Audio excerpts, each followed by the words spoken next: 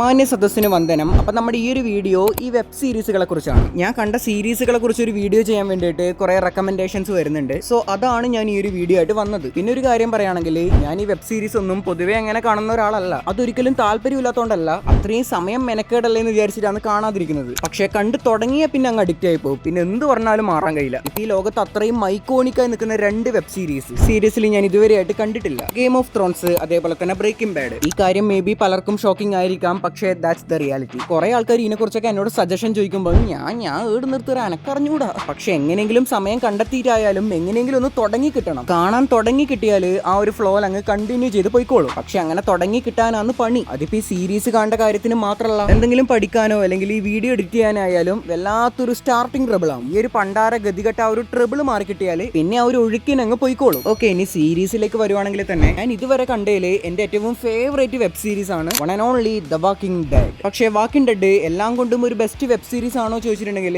ഒരിക്കലും അല്ല. I think 8ാമത്തെ സീസണിന് ശേഷമാണെന്ന് തോന്നുന്നു അത് മൊത്തത്തിൽ അങ്ങ് ഡൗൺ ആവാൻ വേണ്ടി തുടങ്ങി. ഒരു പ്രോപ്പർ ആയിട്ടുള്ള ഒരു എൻഡിങ് ആ സീരീസിന് കിട്ടിയിട്ടില്ല എന്ന് വേണം പറയാൻ. എന്നിരുന്നാലും ഇമോഷണലി നോക്കുവാണെങ്കിൽ ആ ഒരു സീരീസ് എനിക്ക് അത്രമാത്രം കണക്ട് ആയിട്ടുണ്ട്. ഒരു വില്ലന് കിട്ടാവുന്നതിൽ വെച്ച് അത്രയും കിടിലൻ ഇൻട്രോ. മേ ബി പലരോടും അവരുടെ ഫേവറേറ്റ് വില്ലൻ ആരാന്നൊക്കെ ചോദിച്ചാൽ ഡാർക്ക് നൈറ്റിലെ ജോക്കറൊക്കെ ആയിരിക്കും. But for me it's Negan. അതായത് സീസൺ 7ലെ ആ ഒരു എപ്പിസോഡ് എന്റെ പൊന്നോ, ഇതുവരെ കണ്ട എല്ലാ സീരീസിലും സിനിമയിലും നോക്കുവാണെങ്കിൽ ഞാൻ ഏറ്റവും കൂടുതൽ പേടിച്ച് കണ്ടൊരു വില്ലൻ. അതുകൊണ്ട് തന്നെയാണ് എന്റെ ഗെയിമിംഗ് അക്കൗണ്ടിനും ചാനലിനൊക്കെ ആ ഒരു നീഗൻസ് എന്നുള്ള ഒരു പേര് കൊടുത്തു തന്നെ. പക്ഷേ ഇമോഷണലി ഒരുപാട് കണക്ട് ആയി എന്ന് വെച്ച് ഇതൊരിക്കലും ഒരു ബെസ്റ്റ് വെബ് സീരീസ് എന്ന് പറയാൻ പറ്റൂല. ഇപ്പം ഞാൻ കണ്ടതില് എല്ലാം കൊണ്ടും മികച്ചതായ ഒരു സീരീസ് സജസ്റ്റ് ചെയ്യാൻ പറഞ്ഞാൽ ഞാൻ പറയും ലോസ്റ്റ് കണ്ടാൽ മതി. ഞാൻ പറയാല, എല്ലാം കൊണ്ടും അതൊരു ഒന്നൊന്നര മാസ്റ്റർ പീസ് തന്നെയാണ്. ആദ്യം അത് ജസ്റ്റ് ഒരു സർവൈവൽ സീരീസ് ആണെന്നേ വിചാരിക്കൂലൂ. പിന്നെ ഓരോന്നോരോന്നായിട്ട് വരാൻ തുടങ്ങും എന്റെ പൊന്നോ. ടൈം ട്രാവല്, ടൈം ലൂപ്പ്, അങ്ങനെ എല്ലാം കൂടി കലർന്ന ഒരു കിടിലൻ സംഭവം. അത്യാവശ്യം നല്ലൊരു സാറ്റിസ്ഫൈങ് ആയിട്ടുള്ള ഒരു എൻഡിങ്ങും അതിനുണ്ടായിരുന്നു. അതിൽ ചില എപ്പിസോഡൊക്കെ നല്ല സ്ലോ പേസ് ആണെങ്കിലും മൊത്തത്തിൽ നിങ്ങളെ കിളി പാറും. അതായത് വാക്കിംഗ് ഡെഡ് എന്റെ പേഴ്സണൽ ഫേവറേറ്റ് ആണെങ്കിൽ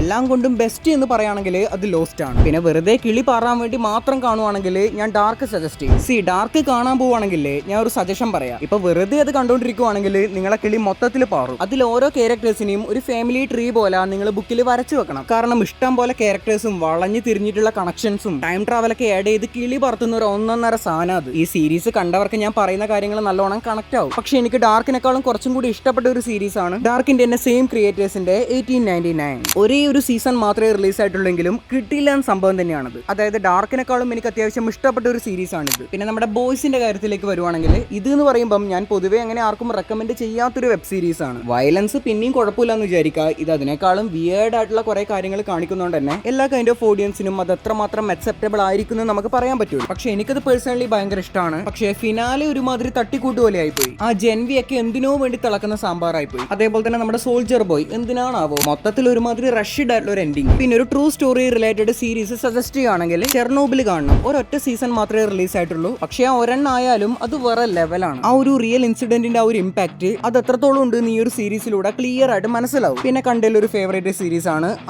ഫ്രമിനെ കുറിച്ച് പറയുകയാണെങ്കിൽ തന്നെ അതിന്റെ 4th സീസൺ ഞാൻ ഇതുവരെ കണ്ടില്ല. ആ 3rd ഒന്നുകൂടി റീവാച്ച് ചെയ്തിട്ട് ഇത് കാണാൻ വേണ്ടിയിട്ട്. പറയാലോ, സ്ട്രേഞ്ചർ തിങ്സിനെക്കാളും എന്റെ ഫേവറേറ്റ് ആ ഫ്രം തന്നെയാണ്. ഇപ്പം സ്ട്രേഞ്ചർ തിങ്സുമായിട്ട് കമ്പയർ ചെയ്യുമ്പോൾ തന്നെ ഫ്രമിൽ ആ ഒരു വേൾഡുമായിട്ട് നമുക്ക് നല്ലോണം അഡാപ്റ്റ് ആവാൻ പറ്റും. എന്ന് വെച്ച് സ്ട്രേഞ്ചർ തിങ്സ് ഒട്ടും മോശമാണെന്നല്ല. ഈ ഒരു കൈൻഡ് ഓഫ് ഫിക്ഷണൽ കോൺസെപ്റ്റ് ഒക്കെ എന്താ പറയാ, എനിക്ക് പേഴ്സണലി ഭയങ്കര ഇഷ്ടമാണ്. സ്ട്രേഞ്ചർ തിങ്സിന്റെ ആ ഒരു ഫിനാലെ മാത്രമാണ് കുറച്ചൊരു ഡൗൺ ആയിട്ട് തോന്നിയത്. ആ ഒരു ഫൈനൽ ബോസിനെ കൊല്ലുമ്പോൾ എന്തടേ അതിന്റെ ഉള്ളിൽ സ്റ്റുഡിയോയാ. ആ ഒരു സ്റ്റോറി വൈസ് ഒക്കെ അടിപൊളിയാണെങ്കിലും മൊത്തത്തിൽ എന്തോ ഒരു ആർട്ടിഫിഷ്യൽ വൈബ്. ഇനി സ്ട്രേഞ്ചർ തിങ്സിന്റെ ഫിനാലയുടെ ടൈമിൽ ഇറങ്ങിയ മറ്റൊരു സീരീസ് ഉണ്ട്, നമ്മുടെ ഇറ്റ് മൂവിയായിട്ട് റിലേറ്റ് ചെയ്ത ഒരു സീരീസ്. ഒരൊറ്റ സീസൺ മാത്രമേ ഉള്ളൂ എങ്കിലും കിടിലൻ സംഭവമായിരുന്നു. It welcome to the Derry. Penny വൈസിന്റെ ആ ഒരു ബാക്ക് സ്റ്റോറി ഒക്കെ ക്ലിയർ ആയിട്ട് മനസ്സിലാക്കാൻ ആ ഒരൊറ്റ സീരീസിലൂടെ സാധിച്ചു എന്ന് വേണം പറയാൻ.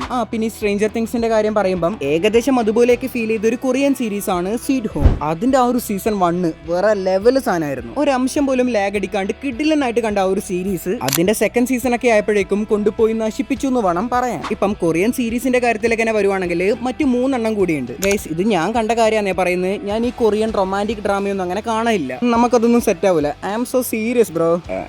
ചില സമയത്തല്ല. ടോപ്പിക്കിലേക്ക് വരുവാണെങ്കിൽ Squid Game, Alice in Borderland, All of Us Are Dead. ഇതിനെ ഒന്ന് റാങ്ക് ബേസ് ലിസ്റ്റ് ചെയ്യുവാണെങ്കിൽ first All of Us Are Dead. കാരണം ഈ സോംബി മൂവീസ് ഒക്കെ വൺ ഓഫ് മൈ ഫേവറേറ്റ് കാറ്റഗറിയാണ്. പിന്നെ രണ്ടാമതായിട്ട് ആലിസ് ഇൻ ബോർഡർലാൻഡ് പറയാം.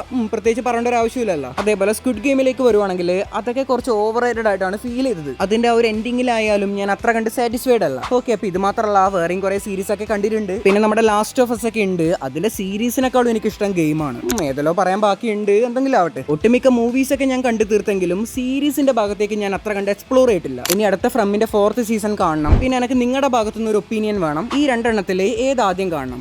ഗെയിം ഓഫ് ത്രോൺസ് അതേപോലെ തന്നെ ബ്രേക്കിംഗ് ബാഡ് കമന്റിലൂടെ അറിയിക്കുക. എങ്ങനെയെങ്കിലും സമയം കണ്ടെത്തിയിട്ട് കണ്ടേ തീരൂ, അല്ലെങ്കിൽ ഒരു സമാധാനം ഉണ്ടാവില്ല. ഈ സിനിമയായിട്ട് കമ്പയർ ചെയ്യുമ്പം ഈ സീരീസുകൾക്ക് നമ്മൾ ഇമോഷണലി വളരെയധികം എന്താ പറയാ, ആ ഒരു സ്റ്റോറി, ആ ഒരു വേൾഡ്, അതിലെ ക്യാരക്ടേഴ്സുമായിട്ട് കണക്ട് ചെയ്യാൻ പറ്റും. അതൊക്കെ അങ്ങനെയാണ്. ഏതായാലും പുതിയൊരു വീഡിയോ ആയിട്ട് 3-4 ദിവസം കഴിഞ്ഞിട്ട് വീണ്ടും കാണാം. അതുവരേക്കും എല്ലാവർക്കും നന്ദി, നമസ്കാരം.